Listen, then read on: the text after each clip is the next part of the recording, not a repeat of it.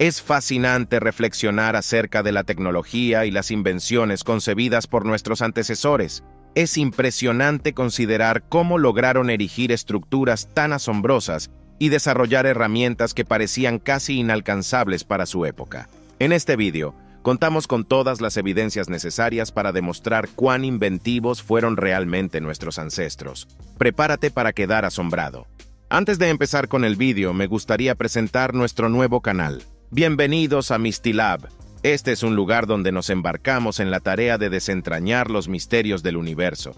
Un lugar donde la exploración del saber es nuestra principal misión. Desde las maravillas de la arqueología hasta los hallazgos más enigmáticos, desde la belleza del arte hasta la complejidad de la tecnología, Mistilab es un escenario de descubrimiento y aprendizaje. ¿Están listos para descubrir? El enlace al nuevo canal está en la descripción y en los comentarios fijados. Cuento con ustedes para apoyarnos suscribiéndose.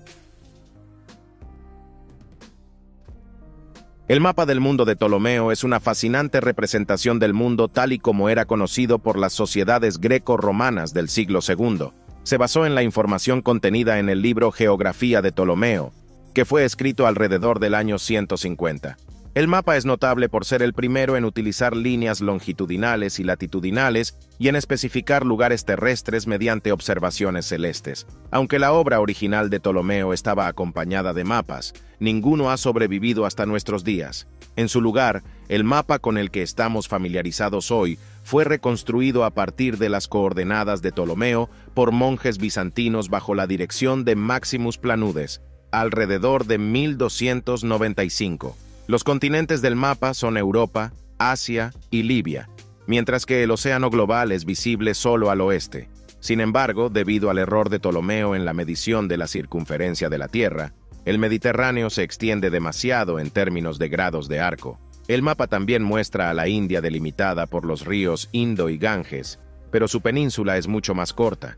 En su lugar, Sri Lanka está representada como grandemente ampliada. La geografía y el mapa derivado de ella probablemente jugaron un papel importante en la expansión del Imperio Romano hacia el este, ya que muchos puertos comerciales romanos fueron identificados como India. Existe una red de túneles subterráneos que serpentean bajo Gilmerton Cove, en las cercanías de Edimburgo, en Escocia.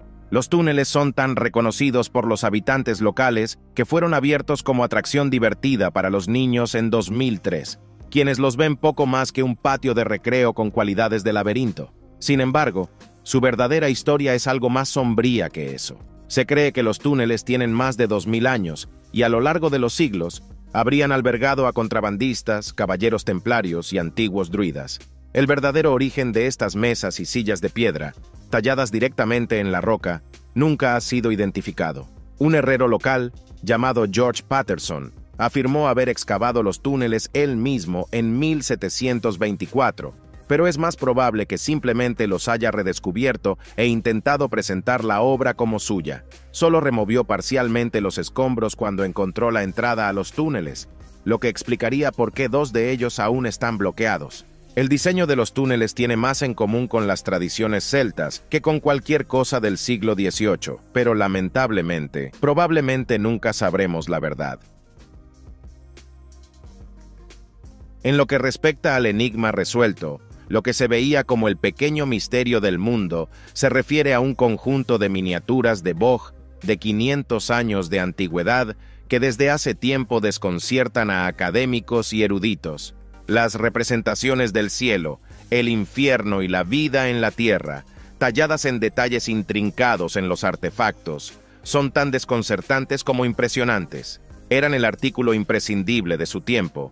El rey Enrique VII de Inglaterra llevaba uno consigo a todas partes, lo que los llevó a ser vistos como un símbolo de estatus. Parece que fueron apreciados por cerca de 20 años, y luego desaparecieron de la historia. No hay registros contemporáneos de quién los hizo o cómo. Ni siquiera somos capaces de recrearlos utilizando métodos modernos. Solo 135 ejemplos han sobrevivido hasta nuestros días. 30 de ellos fueron estudiados por el Museo Metropolitano de Arte de Nueva York en 2016, revelando que cada una de las piezas fue creada haciendo un círculo de bojo, bisecándolo, cortándolo en discos finos, tallando los discos y luego volviéndolos a ensamblar de forma tan cuidadosa que las uniones son invisibles. La madera proviene de Bélgica y, sorprendentemente, todo el trabajo en cada pieza parece haber sido realizado por la misma persona. No podemos trazar un relato completo sobre tecnología antigua misteriosa sin hacer al menos una visita a Irlanda. La isla Esmeralda está llena de enigmáticos megalitos antiguos, pero quizás ninguno sea más misterioso que Carrowmore. Los arqueólogos que lo descubrieron en Sligo se hallaban en medio del proceso de excavación cuando se dieron cuenta de que no estaban tratando con una sepultura ordinaria. Aunque partes de la estructura parecen, de hecho, un sepulcro, el diseño sencillamente no concuerda con ningún otro en el país. Para empezar, parece que se utilizó para más que simples entierros. Existen tumbas en Carrowmore de más de 5.000 años de antigüedad, pero también hay un montículo que se asemeja a un pequeño escenario y una trinchera cavada alrededor del montículo, como si estuviese destinada para que la gente se colocase y observase el escenario. ¿Acudían los antiguos habitantes de Sligo aquí para representar obras de teatro ante los muertos? ¿Por qué hay tan fuertes restos de carbón en el suelo? Carrowmore es un lugar que nos impulsa a formular muchas preguntas, pero no es tan eficaz proporcionándonos respuestas. Volviendo al tema de la era precolombina en América, ¿qué debemos pensar de estos discos de piedra que se han recuperado de sitios en todo el sur de California?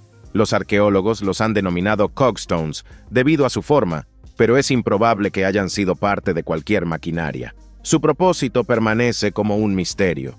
Los historiadores han señalado que hay más que una simple similitud entre estos supuestos cogstones y las igualmente controvertidas ruedas dentadas de bronce que se descubrieron en Perú hace algún tiempo, pero aún no se ha establecido una conexión entre ambos conjuntos de artefactos. La mayoría de las piedras se pueden encontrar en el valle del río Santa Ana, lo que sugiere la posibilidad de que una antigua civilización desconocida se estableció allí en tiempos remotos. Aunque nunca es fácil proporcionar una fecha precisa para los artefactos de piedra, los científicos creen que la mayoría de las piedras fueron esculpidas entre 5 y 8.000 años atrás. Curiosamente, muchas de las piedras tienen una perforación en el centro perfectamente cuadrada. Nosotros utilizaríamos maquinaria para lograr una forma tan perfecta si estuviésemos elaborando estos objetos de piedra hoy.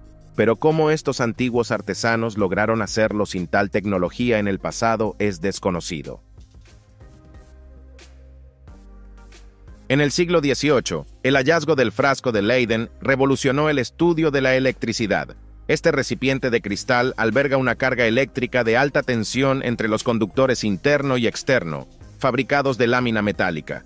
El terminal metálico se proyecta desde la tapa del frasco para establecer contacto con la lámina interna. Peter van Musschenbroek, de los Países Bajos, y el clérigo alemán Ewald Georg von Kleist descubrieron de forma independiente el frasco de Leyden en 1745. Se empleó para realizar los experimentos iniciales en electricidad y se convirtió en el primer medio para acumular y preservar carga eléctrica en grandes cantidades. Esto permitió a los investigadores descargar la carga eléctrica a su antojo, superando una limitación significativa en las primeras investigaciones sobre conducción eléctrica. Los frascos de Leyden aún se utilizan en educación para demostrar los principios de la electrostática. Se estima que el frasco de Leyden puede acumular una carga máxima de entre 20 y 60.000 voltios, lo que lo convierte en un dispositivo de alta tensión.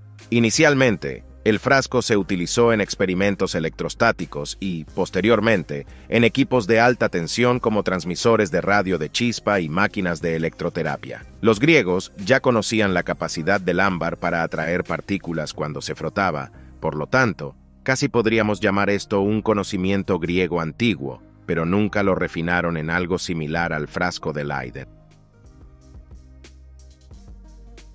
Planificar operaciones militares a gran escala era un desafío colosal miles de años atrás, cuando nadie había inventado el teléfono o la radio. Diferentes ejércitos encontraron diferentes soluciones, pero Eneas de Grecia propuso una particularmente innovadora hace 2400 años. Su invención fue el telégrafo hidráulico. En la práctica, no era más que una vara en una botella de agua, con mensajes preacordados adjuntos a la vara. Si dos campamentos de soldados necesitaban comunicarse, se señalarían el uno al otro mediante antorchas y, a continuación, quitarían el corcho de la botella. Cuando el nivel del agua bajaba lo suficiente para revelar el mensaje deseado, se enviaría otra señal de antorcha para informar al otro campamento que volviera a poner el corcho. Siempre que ambos campamentos cumplieran correctamente con sus tareas y estuvieran utilizando telégrafos hidráulicos idénticos, podrían enviarse mensajes básicos. No es exactamente un WhatsApp, pero fue una enorme ventaja para los griegos contra sus enemigos menos sofisticados. Ciertamente era un método de comunicación más rápido y matizado a lo largo de grandes distancias que las señales de humo, que eran la única otra opción en ese momento. Hemos disertado en este vídeo sobre los antiguos romanos, justamente reconocidos por la invención de muchas cosas. No obstante, no fueron ellos los responsables de la concepción de las tuberías de Patara en Turquía, a pesar de que los historiadores han sostenido esta creencia durante décadas. Es comprensible la confusión, dado que las tuberías se extienden entre los lugares de muchas antiguas colonias y avanzadas romanas en la región. Sin embargo, los romanos construyeron sus asentamientos para alinearse con las tuberías. Estas ya estaban allí cuando los romanos llegaron. Los arqueólogos están bastante seguros de esto por varias razones, la más convincente de las cuales es que no existe registro escrito de los romanos creando las tuberías de Patara. Los romanos solían detallar sus hazañas, por lo que es extraño que no mencionaran una maravilla como estas tuberías. El diseño de las tuberías también desentona completamente con el antiguo estilo arquitectónico romano. Se descubrió una columna romana en Patara en 1993, y en la columna se encuentran inscripciones detallando todo lo que los romanos hicieron durante su estancia allí, desde la creación de rutas básicas. Si los romanos no crearon las tuberías, ¿quién habría sido el responsable? La cueva de Cusa en Campobello di Mazara, en Italia, es un lugar fascinante con una rica historia. Los antiguos griegos utilizaron la cantera para extraer piedra caliza unos 150 años antes de ser obligados a abandonarla debido a una invasión de las fuerzas cartaginesas de Aníbal Magón en 409 a.C. Esta partida inesperada resultó en la dejada de las herramientas de los trabajadores y piedras talladas inacabadas. En muchos aspectos, el tiempo se ha detenido en el lugar desde entonces. A pesar del abandono, el sitio permanece como un testimonio de la impresionante habilidad y arte de los griegos. La piedra caliza de la cantera se utilizó para construir muchas de las magníficas estructuras en la antigua ciudad griega cercana de Selinunte. Ahora, los visitantes pueden atestiguar los restos de la antigua cantera y ver unos 60 bloques de piedra caliza tallados dejados atrás, incluyendo columnas enteras que nunca fueron transportadas a su destino previsto. Designada como una zona arqueológica siciliana, la cueva de Cusa ofrece una intrigante visión de la vida y el trabajo de los antiguos griegos, así como una oportunidad única de explorar los restos de una cantera abandonada, que una vez fue una fuente próspera de piedra caliza. Si te atrevieras a visitar el Valle Frigio en Anatolia, en Turquía, encontrarías profundas marcas que cubren el paisaje, extendiéndose por kilómetros. A primera vista, esto puede no parecer extraño, pero el dilema aquí es que estas huellas no pueden de ninguna manera ser restos de vehículos. Están incrustadas en la roca y deben tener millones de años de antigüedad, evidentemente anteriores a la invención de los carruajes y a la misma existencia humana. ¿Qué pudo haber creado estas marcas entonces? Debería ser algo pesado, ya que en sus puntos más profundos, las marcas penetran casi 1 metro en el suelo. Es difícil descartarlas como una peculiaridad geológica, ya que están uniformemente espaciadas, sugiriendo que fueron realizadas de forma artificial. Ante un enigma tan desconcertante, no es sorprendente que algunas personas conjeturen que fueron dejadas por visitantes extraterrestres. La historia de la región indica que las primeras carreteras en Anatolia fueron hechas por los hititas, hace alrededor de 3.600 años, pero estas marcas son mucho más antiguas. Incluso si contradecimos las evidencias y consideramos que podrían haber sido hechas miles de años atrás, en lugar de millones, ¿cómo fueron talladas y con qué propósito? Aquí no hay respuestas.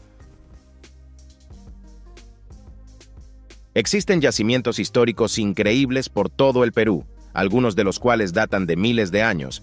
Por lo tanto, No es sorprendente que algunos de ellos pasen desapercibidos, salvo para los visitantes más informados. Muy pocas personas conocen la prisión de piedra en la diminuta ciudad de Jaquira, situada en lo más profundo de las tierras altas peruanas, pero merece la pena visitarla, en caso de que algún día te encuentres en la región.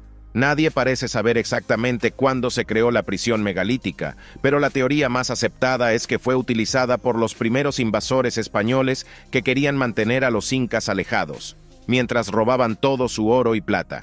Algunos incluso creen que los incas esclavizados fueron forzados a construir la prisión, pero la sofisticación y calidad de las puertas y cámaras sugieren lo contrario. Esta puede ser una estructura mucho más antigua, que los españoles simplemente encontraron y decidieron reutilizar.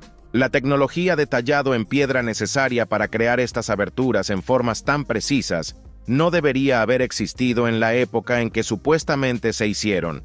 Y aún así, aquí están. Este podría ser otro ejemplo de tecnología antigua que se ha perdido a lo largo de los años. Los antiguos romanos estaban verdaderamente adelantados a su tiempo. Entre sus contribuciones más notables a la civilización se encuentran los acueductos, los sistemas de alcantarillado y las redes de fontanería que distribuían agua a los residentes y eliminaban los residuos.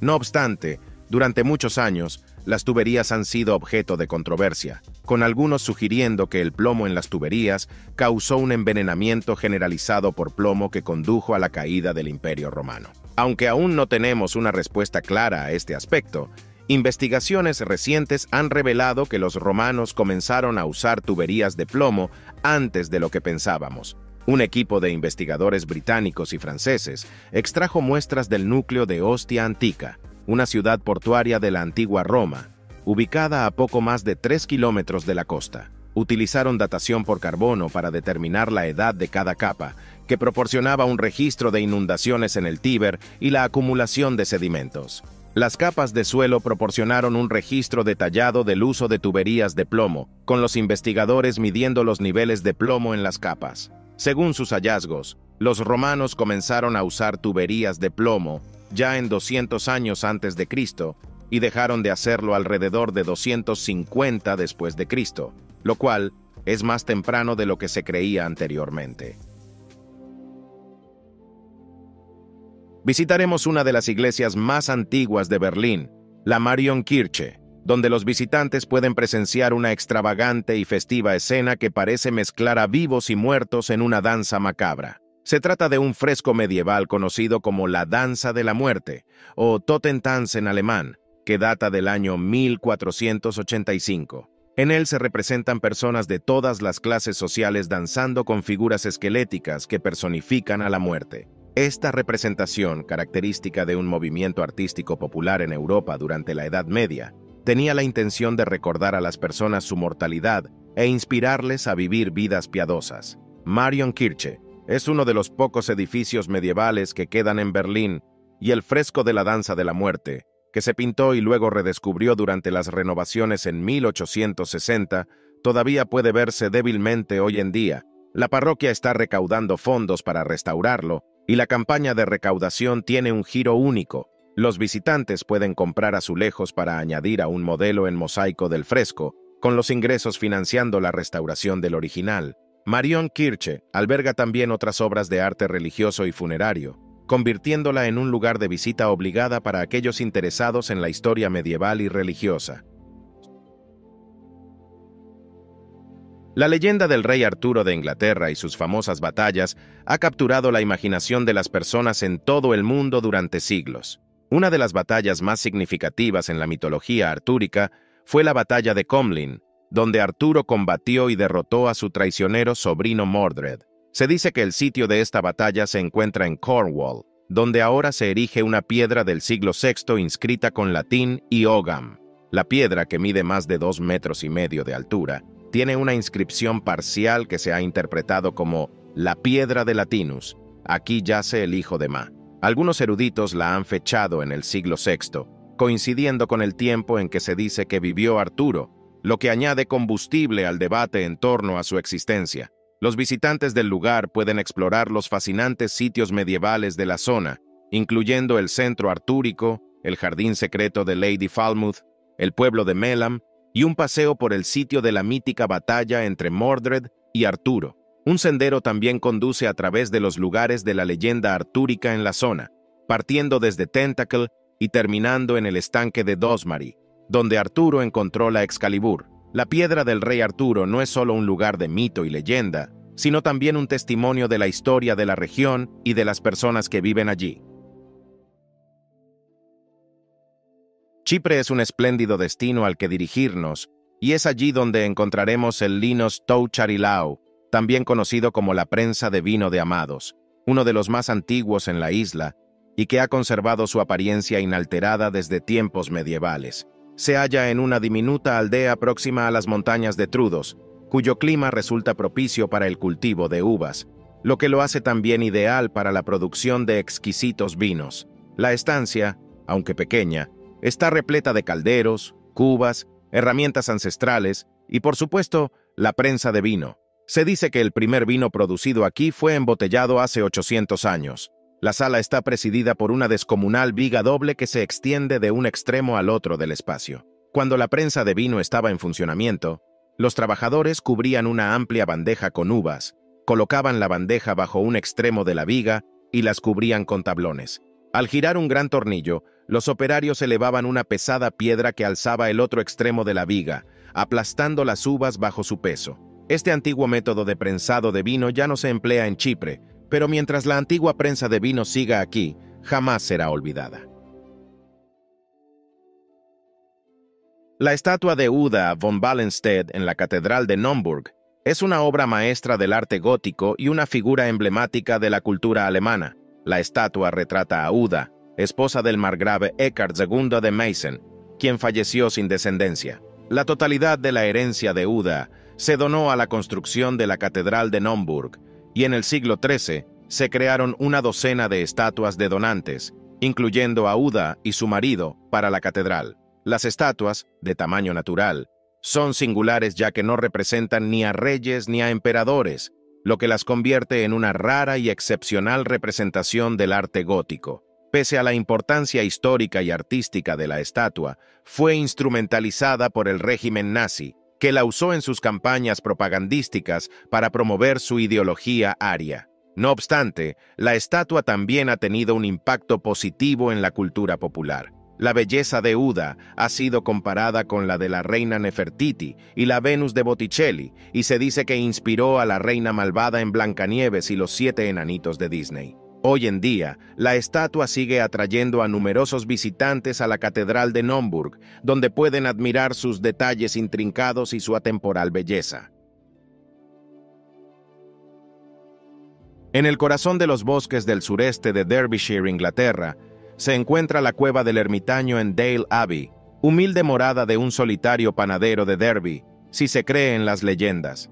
El anónimo ermitaño, según cuentan, fue instruido por la Virgen María en un sueño para llevar una vida de oración solitaria en Deepdale, un valle pantanoso que excavó para crear una cueva en un banco de arenisca. La simple vivienda del ermitaño, con aberturas para ventanas y puertas, contiene ahora una extensa colección de grafitis tallados que se han acumulado a lo largo de los siglos. Al exterior se erigió una pequeña capilla, una de las más pequeñas de Inglaterra, que comparte tejado con una granja adyacente que en su día se utilizó como enfermería para la abadía cercana. El pozo del ermitaño aún puede verse hoy en el cementerio de la iglesia, y las leyendas populares acerca de su historia dieron lugar a la fundación de un monasterio en el lugar en el siglo XIII. El monasterio fue destruido durante la infame disolución de los monasterios por Enrique VII, pero la iglesia alberga un magnífico arco de piedra, y la legendaria ermita perduran como reliquias religiosas. Ljubljana, la capital de Eslovenia, es una ciudad inmersa en la historia y una fascinante arquitectura. Una de estas estructuras inusuales es el túnel Gorinji Trg Predu, que se extiende entre 2 edificios en el centro de la ciudad. Lo llamamos inusual porque ha sobrevivido a pesar de que el propósito para el que fue construido ha quedado obsoleto hace mucho tiempo. Este túnel medieval puede que no conduzca a ninguna parte, pero es un curioso y misterioso portal al pasado. Es uno de los pocos túneles antiguos en la ciudad que no ha sido bloqueado, ya que originalmente se utilizó para ventilación, y como cortafuegos entre edificios en la Edad Media. Hoy en día, luces decorativas cuelgan del techo del túnel y una placa en varios idiomas explica su propósito, convirtiéndolo en un lugar popular para los visitantes. Aunque es simplemente un medio para proporcionar aire en los edificios y quizás, según una leyenda local, un canal para deshacerse de las aguas residuales, el túnel ha ganado el cariñoso apodo de El Callejón del Popó por parte de los locales. Teniendo esto en cuenta, tiene que ser considerado como una de las atracciones turísticas más extrañas de Eslovenia.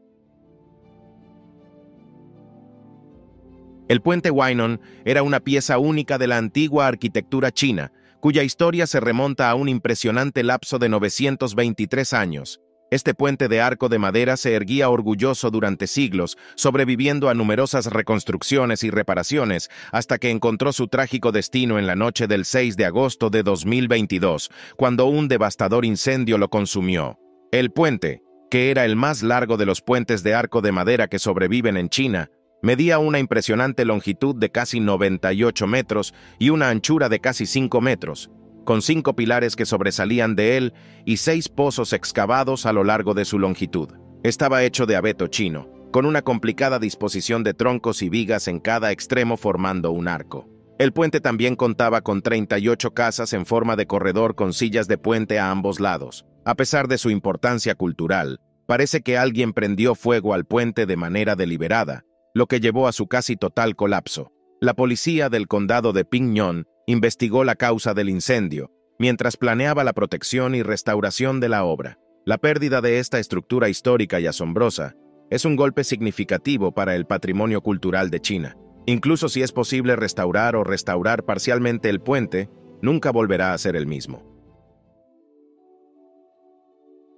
Se descubrió un inusual antiguo lugar de entierro en Argentina en agosto de 2022, con los restos de una mujer que fue depositada para su último descanso en una canoa hace casi 900 años. El entierro en la canoa se descubrió cerca de la frontera actual entre Argentina y Chile, y se cree que es tanto el entierro más antiguo conocido de su tipo, como el entierro en canoa más austral de Sudamérica. El hallazgo empuja la práctica del entierro ritual en canoa más al sur de lo que se conocía hasta ahora, pero no nos acerca mucho más a su entendimiento. La teoría predominante actual es que pudo haber sido un medio simbólico para ayudar al viaje de la mujer al más allá. El descubrimiento fue realizado por arqueólogos en Ñoon y Tug, que es un conocido yacimiento arqueológico en las estribaciones patagónicas. Aunque los investigadores creen que el entierro en canoa de la mujer puede estar relacionado con la importancia del agua en su vida, no están seguros de qué causó su muerte. Sin embargo, esperan que este descubrimiento anime a investigar más a fondo a los antepasados de los actuales mapuches y su cultura, de la que todavía tenemos mucho por aprender. El templo de Avanti Swami, situado a orillas del río Jhelum, en Awantipora, Jammu y Cachemira, es un hermoso, aunque en ruinas, templo que alguna vez estuvo dedicado a Shiva y Vishnu. El templo fue construido en el siglo IX por el rey Avantivarman de la dinastía Utpala, pero ahora el lugar es mantenido por el Servicio Arqueológico de la India. Los lugareños tienen un nombre especial para el templo, Pandablari, que significa Casa de los Pandavas. El rey Avantivarman construyó muchos templos hindúes durante su reinado, los cuales fueron en su mayoría destruidos debido a las conquistas musulmanas. El templo de Avanti Swami es un ejemplo superviviente de la antigua arquitectura de los templos de piedra cachemires de aquella época. Cachemira era el centro del shaivismo y la filosofía hindú, y una cuna del aprendizaje y la literatura en sánscrito hasta la conquista musulmana del siglo XIV. Tan impresionante como es a la vista, el templo de Avantaswamy puede que no haya sido único cuando se construyó. Parece ser similar en diseño al anterior templo de Martán, por lo que podría haber sido una copia. Recientemente, los arqueólogos han descubierto 2 murales de hombres de 2 caras con 1400 años de antigüedad en un salón ceremonial perteneciente a la cultura moche en Perú. Los murales están adornados con ricos detalles, incluyendo uno que representa a un hombre sosteniendo un cáliz del que se ven bebiendo colibríes, aludiendo posiblemente al sacrificio y a lo que los expertos se refieren de manera enigmática como los reinos cósmicos en los que creían los moches. Los artistas podrían haber estado experimentando con cómo mostrar movimiento y capturar dos momentos narrativos simultáneamente. Los murales fueron creados entre los años 550 y 800, cuando la civilización moche florecía en las áreas costeras de Perú. Los moche construyeron templos, practicaron sacrificios humanos y crearon finas obras de arte, incluyendo un famoso par de cálices cerámicos con forma de cabezas humanas. Los hombres de dos caras podrían representar a deidades, pero esto es incierto, ya que parecen completamente humanos, excepto por el hecho de que cada uno tiene dos caras. La ubicación del descubrimiento, que ocurrió en marzo de 2023, es Peñamarca, un complejo arquitectónico situado en el Bajo Valle de Nepeña, en Perú. Los arqueólogos lo han estado estudiando durante más de 60 años, pero a pesar de esas décadas de estudio, gran parte del sitio permanece sin excavar. Continuemos con un asombroso descubrimiento arqueológico realizado en diciembre de 2022 en el distrito de Batton-Derber, en Lalitpur, Uttar Pradesh, en la India. Mientras cavaban una zanja dentro de los terrenos de Derber Square, un equipo de arqueólogos liderado por Prakash Darnal descubrió una inscripción de la era Lake Chavi de casi 2 metros de altura debajo de una ventana dorada frente a un templo Bhimson. Las inscripciones, que eran difíciles de leer debido a que habían sido expuestas y dañadas por el cemento, parecen estar compuestas tanto por el guión Lakavi como por el antiguo idioma sánscrito. El grabado incluye un total de 15 filas de inscripciones en el lado derecho de la piedra, con el izquierdo ocupado por grabados de un ciervo y un Dharma chakra. La inscripción tiene 84 centímetros de largo y 51 centímetros de ancho. El nombre Anshu Varma se menciona en el texto con una fecha de junio de 479 d.C., claramente y de manera útil escrita, proporcionando así una edad precisa para el descubrimiento. Este increíble hallazgo revela que el rey Vrishradeva construyó un monasterio en la zona, algo que los historiadores indios nunca supieron antes. Ahora se está buscando dicho monasterio. El templo Sahasrabaju, ubicado en Gwalior, Madhya Pradesh, India, es un impresionante templo gemelo del siglo XI dedicado a Vishnu en su forma Padnam. El templo fue construido en 1093 por el rey Mahipala de la dinastía Kachapakata y se encuentra cerca del fuerte de Gwalior. Aunque en su mayoría está en ruinas y gravemente dañado debido a las diversas invasiones y guerras que han azotado la región a lo largo de los años, la arquitectura y las tallas del templo aún pueden apreciarse incluso en su estado altamente deteriorado. Los elementos sobrevivientes del templo incluyen el pórtico de entrada y el mandapa, mientras que tristemente la torre y el santuario del templo han sido destruidos. El más grande de los templos gemelos presenta una inscripción de la dinastía Koch Japagada, lo que ayuda a confirmar la fecha del templo para el siglo XI. El ornamental exterior del templo está cubierto de tallas, con notables ídolos de Brahma, Vishnu y Saraswati ubicados sobre su puerta de entrada. La arquitectura del templo Sasbahu se considera del estilo norteño indio Bhumija, con pequeños sakaras subordinados dispuestos regularmente como enormes collares de cuentas. Es una hermosa proeza de la arquitectura. Desde una vista aérea, esta increíble invención en Irán parece no ser más que una serie de rugosidades perforadas en el suelo.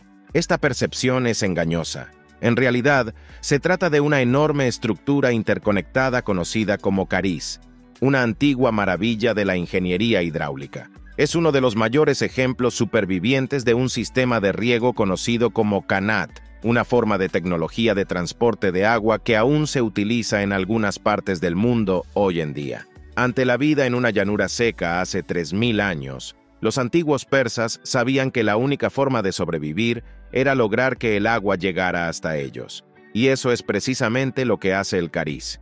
El sistema consiste en túneles subterráneos que se extienden por kilómetros, conectando pozos con depósitos subterráneos. Los orificios visibles desde arriba proporcionan ventilación a los túneles y también acceso para la recolección de agua. Construir un kanat de tamaño medio llevaría muchos años, dado que todo el trabajo se realizaba con picos y palas. Construir algo del tamaño de cariz debió haber requerido décadas. Sistemas como este todavía existen en Libia, Turkmenistán Irán y Afganistán. Hemos analizado algunas enigmas de gran envergadura en este vídeo. Este objeto de misteriosa tecnología es bastante más pequeño, aunque no por ello menos digno de mención. Si lo observaras de manera fugaz, asumirías que la escultura de 2200 años es simplemente otra más, entre tantas antiguas representaciones egipcias de aves. Sin embargo, si la observas más detenidamente, verás que, exceptuando los ojos y el pico, guarda mucha más similitud con un avión moderno que con cualquier ave que hayamos visto.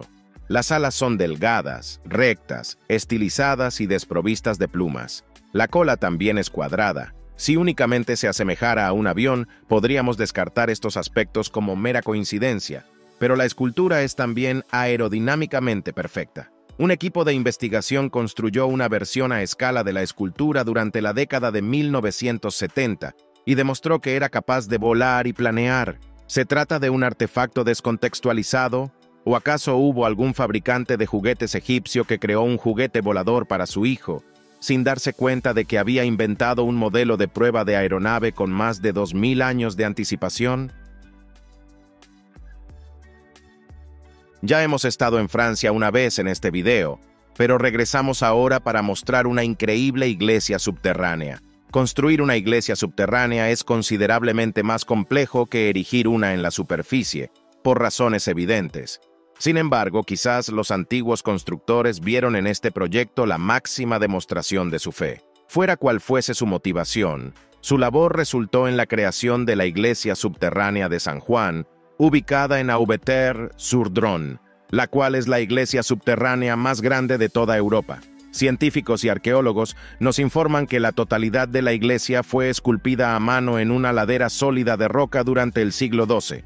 El estilo de la iglesia es un tanto rústico, lo cual es comprensible, dada la técnica empleada para crearla, pero la escala es impresionante. Su salón principal contiene 2 enormes columnas sosteniendo un techo de 18 metros de altura, y una escalera tallada a mano permite a los visitantes escalar toda la pared posterior y obtener una vista aérea espectacular del lugar. Los expertos creen que la iglesia fue construida originalmente como un escondite semisecreto para importantes artefactos religiosos. Se dice que el relicario romano en el salón lateral más grande es una reliquia de la Primera Cruzada y que los 80 sarcófagos en el otro salón lateral contienen los restos de santos y mártires. Ambas afirmaciones son imposibles de corroborar.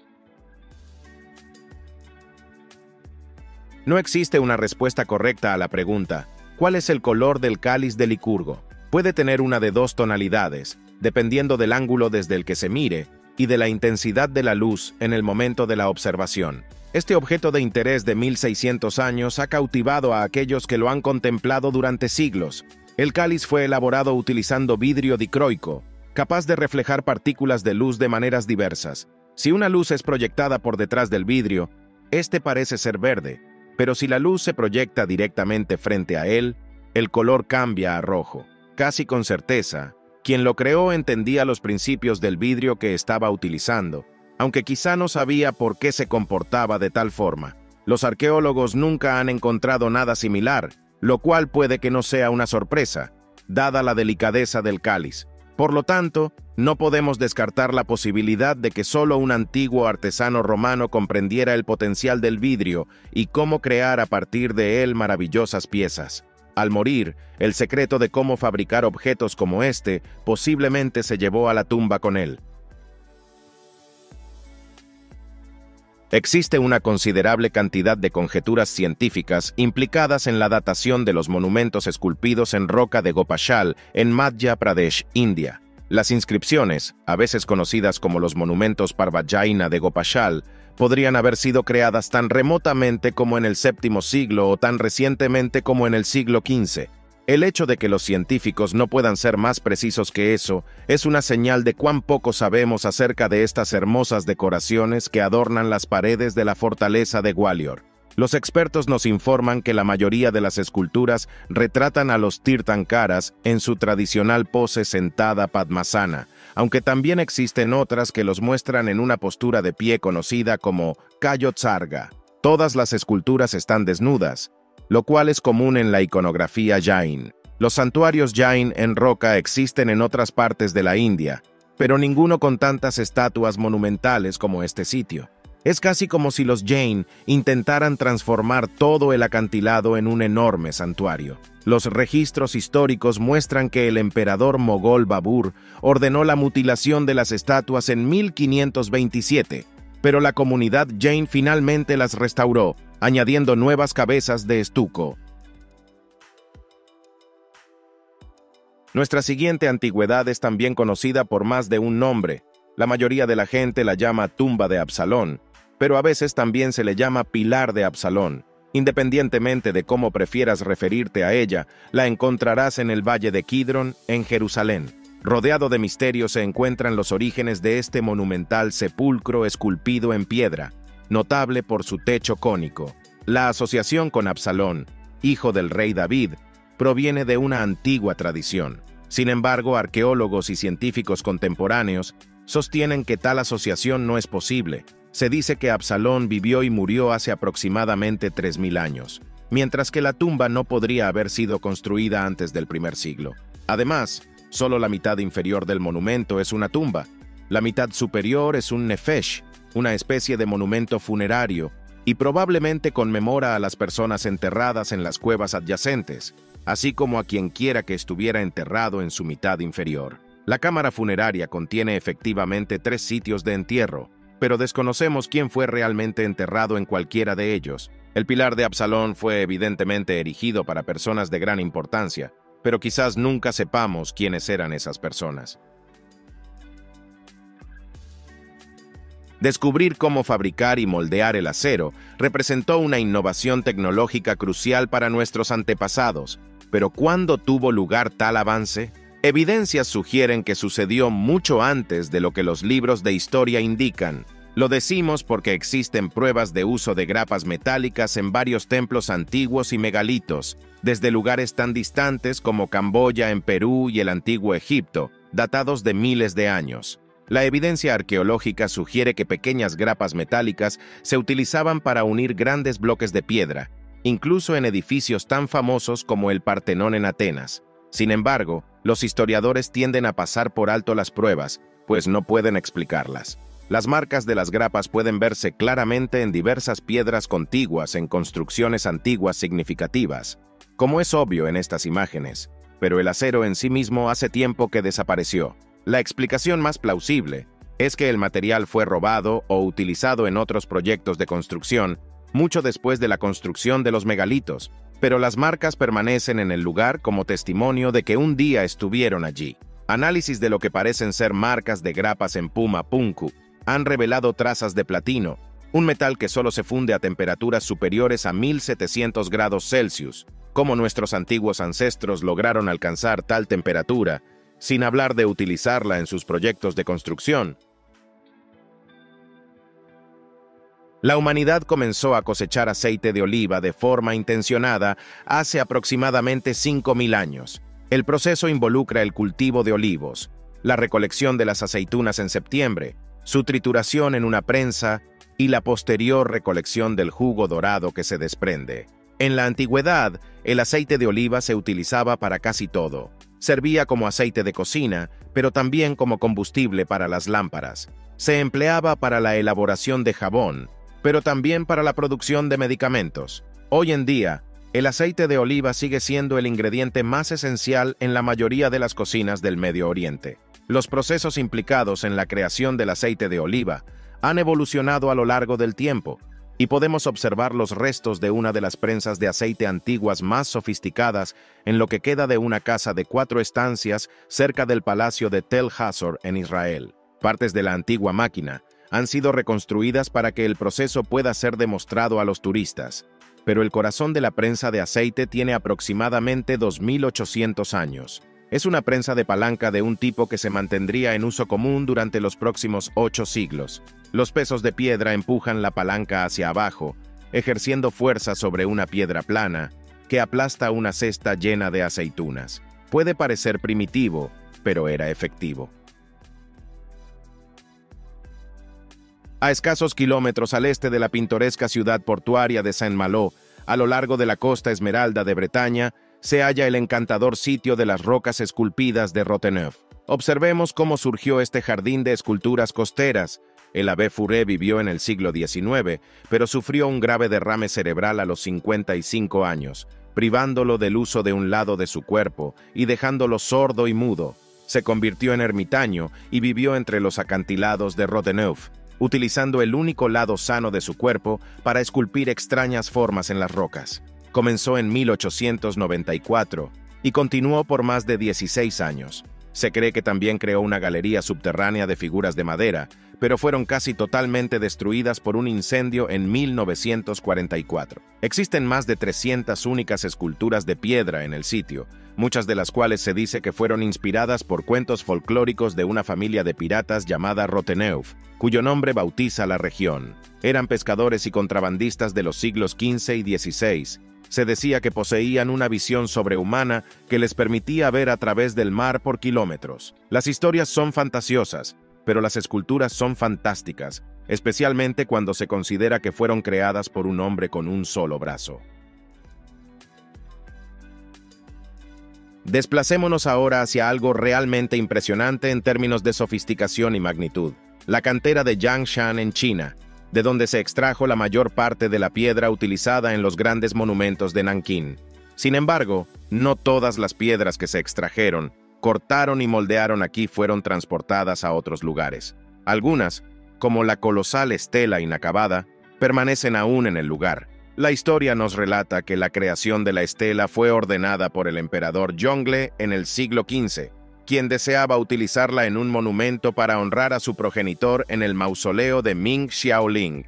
Los trabajadores lograron esculpir la cabeza, la base y el cuerpo de la estela antes de aparentemente abandonar, seguramente asombrados por la grandiosidad de su creación. El cuerpo mide 9 metros de ancho, 4 metros y medio de grosor y 45 metros de altura. Casi no tenemos idea de cómo podrían haber esculpido algo tan inmenso, y sabemos que sería imposible transportarlo. No podemos evitar preguntarnos qué los convenció de que algo así debería ser posible en primer lugar.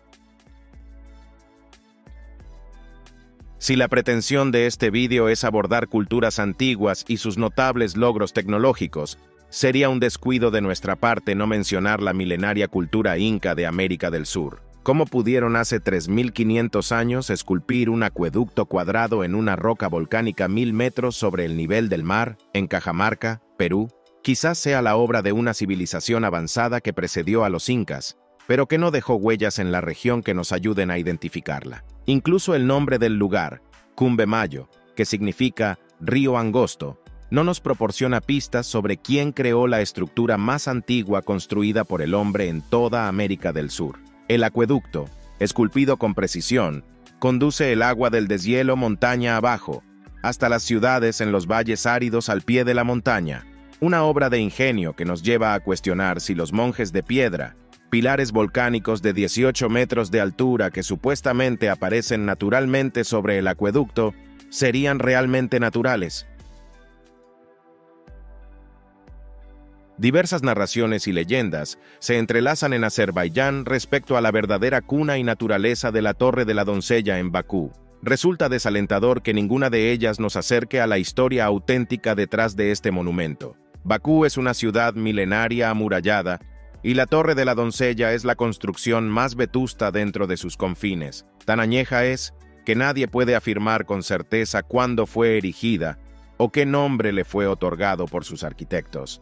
Las suposiciones más fundamentadas sugieren que es una obra del siglo XII, pero hay una distinción notable entre las piedras que constituyen los 3 primeros pisos de la edificación y aquellas que componen el resto. Esos 3 niveles inferiores probablemente tienen más de 2.500 años, tal vez incluso más. Esto haría a la torre más antigua que el islamismo mismo, lo que indica que, si se trata de una construcción religiosa, probablemente fue erigida por zoroastrianos. Alternativamente, podría haber sido un observatorio, ya que las salientes de piedra que sobresalen de la torre se correlacionan con las etapas superiores e inferiores del ciclo lunar. El nombre de la Torre de la Doncella proviene de una leyenda sobre la hija de un rey que, para escapar de un matrimonio concertado, habría saltado desde la cima de la torre hasta la muerte. No obstante, No existen evidencias históricas que respalden esta narrativa. Únete a nuestra comunidad suscribiéndote al canal y activando las notificaciones para estar siempre al tanto de los nuevos contenidos. Tu presencia es altamente apreciada. Aguardamos con ansias nuestro próximo encuentro.